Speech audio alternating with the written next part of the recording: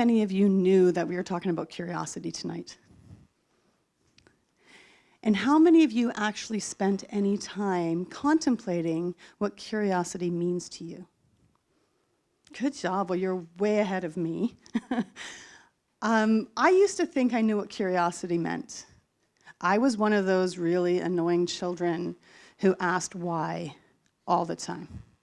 My parents and my teachers, God love them, probably drank a lot because of me. And I thought that was curiosity. I thought simply asking, why? Why'd you say that? Why didn't you say this? Was actually a deeper level of curiosity than it was. Curiosity is one of those things that you have to dive into. You have to let go of that fear of what you may lose in order to step into what you might gain. It is looking at the whole picture. It is seeing beyond yourself, curious enough about somebody else's experience or view of the world to actually hear what they have to say. I was fortunate enough to be on Winston's stage a year and a half ago, and I gave a speech called My Part, where I talked about when I was sexually assaulted in high school. And it wasn't until I got to the place where I understood how I co-created that, because we co-create everything in our life, without shame and without blame, but being able to understand what I did in that situation, the choices that I made, the ways I ignored myself. I knew it wasn't okay to do the things that I did, and I did them anyway. Does that let him off the hook? Absolutely not. But I did co-create that experience. So I got off the stage, grateful, and carried on with my life. And I had people reach out to me and say, oh, that was really good, it was helpful, and what'd you think about this? And ask some really great questions. But it wasn't until a gentleman phoned me up and told me that his wife had raped him. He spent 3 to 4 days in the hospital, and he was laughed out of the police station. Did I go, whoa, what did I say that prompted that conversation? So I asked him to come on my podcast and talk about what his experience was, because I thought it was a really important story to share. And here's me thinking, oh, I'm being really curious. I want this other perspective out there. I was always bringing guests on my show that had different points of views, and I was able to say, see how curious I am? But it wasn't until I had him on my show and I was listening to his story did I realize that I had been viewing the world from this broken feminist perspective. And I didn't even know it. I had been viewing men like they were somehow less than, because that's what I had been told. That's what I had been taught. Then not overtly. There weren't these like nasty feminists taking me aside going, men really suck. But it was the message that I was getting. And I don't know what happened in that conversation that made me actually curious enough to get deeper into it with him and with myself. And that was probably the first time I started to understand what curiosity was. Because I was all in having this conversation with him. I had left all of my thoughts about who I was and what I believed at the door, and I got so immersed in his story, and all I wanted to do was say, tell me more. This started a journey for me, and it's still going on, where I wanted to understand the male experience better. But I had to get to a place where I was willing to suspend what I was seeing in men, what I was seeing in women, because I was pissed off. I was pissed off that I had been indoctrinated with all of these beliefs without my permission. So I started bringing guests on my radio show, men and women talking about men's rights and feminism, how do we bridge the gap, and what it all means. And I was fortunate enough to have some really great people show up and want to share with me what their perspective was. And all I had to do was listen. I got to listen without being offended.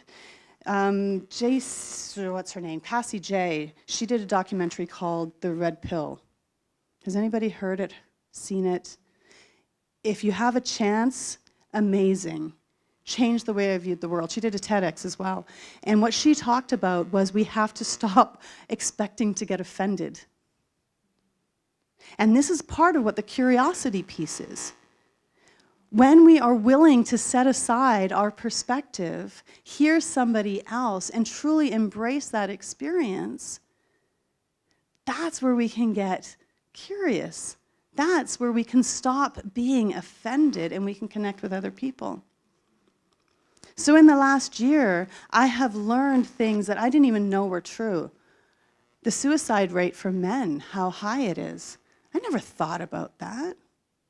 The fact that men don't have reproductive rights. Seriously, was that even a thing? It didn't even occur to me to think about this stuff.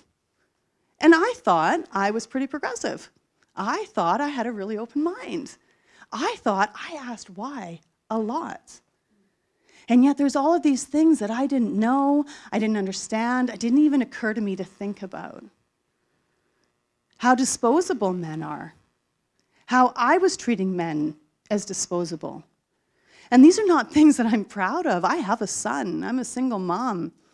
And how much of that, how much of my own biases did I project onto him? How many times did I think, or even worse, say, "You're a dude, suck it up"? Because I didn't see anything wrong with that. He was a dude. He should suck it up. I didn't understand how uncomfortable it was for me when men were vulnerable. Super uncomfortable. And it gives me a lot of comfort reading Brené Brown's book, Men, Women, and Worthiness, where she talks about how women say they want men, and you're nodding, you know this, right? How women say they want men to be vulnerable, but when they are, they pick fights with men to get them back into that strong stance. I was never willing to hear that stuff before or contemplate it, consider it, bring it into my reality. And as a result, because I'm quite vocal about all of this now, I've been called horrible things. Like I'm turning my back on all my sisters, that I'm ruining feminism, that I am not sticking up for the right team, that I'm an anti-feminist, that I'm just pro-male, and I really don't understand the female experience. Hello, I understand the female experience. And none of that matters because I get to live in this space of curiosity now, which is freeing, and it's a beautiful space to live. See, before, what I was engaged in was confirmation bias. I was only looking for the information that supported my worldview. So we can look at the Trump situation right now, and if people are pro-Trump, they are going to gather with other people who are also pro-Trump so that they can sit around and have their conversations about how great he is.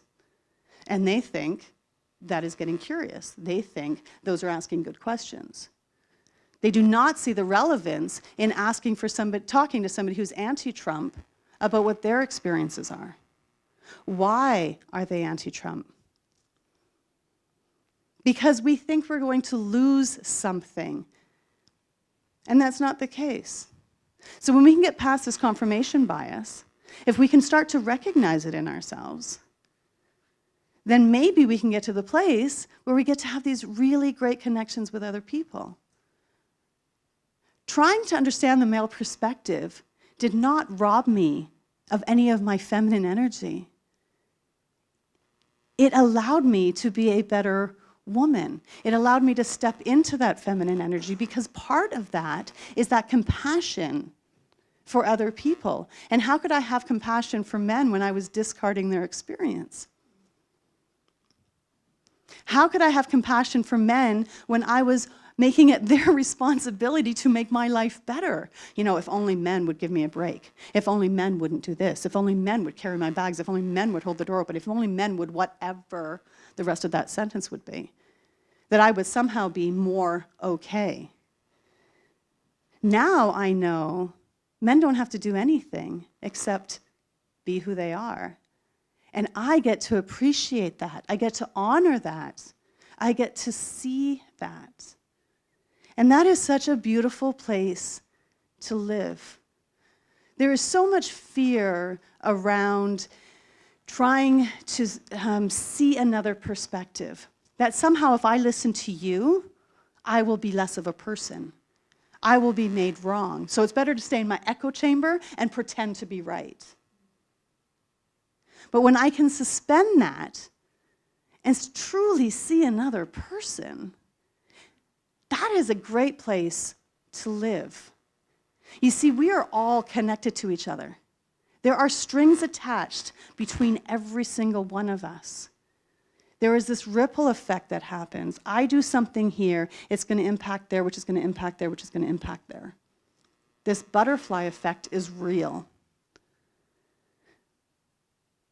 So I invite you to spend some time listening to the people who disagree with you. Search them out. Have these conversations. And we suspend our belief by detaching from the emotion that we attach to our beliefs. We think because we feel something, it must make it real. We believe that if we believe in something, it must be right. All it does is reflect our own experience. So if I disagree with you, it doesn't make you wrong. What it means is you've had a different experience in life than me, and that's legit. That is valid. And when I can see that and I can honor that and I can go, oh, so what was the journey that got you here? Why do you believe what you believe? I still get to ask my why questions because I'm never giving that up. But now I get to do it with this intent to truly see you, to truly try to understand how you got to that place that you got to in your life. Curiosity is a fantastic thing. I also think it's one of those words that we can think we know what it means, because I certainly thought I knew what it meant, only to find out we don't actually know what it means. And there's all sorts of these words. Feminism, one of these words. What does it truly mean? What does it mean to you? Is it this wave or that wave or the first wave? Is it the broken feminism we have now? Like, what does it mean? What does happy mean to you? So when I say to you, oh, you're getting married, I'm so happy for you. Am I really? I don't know. Setting aside marriage isn't my bag. Am I really? Is that something that truly brings me joy? Or is it just something that I'm saying? So when we are getting into these words like curiosity or any of those words that you put out there as if we all know what it means, maybe take a step back and have a conversation about what it means. Get on the same page as the person that you're talking to. Really start to see that other person. Because curiosity only kills cats.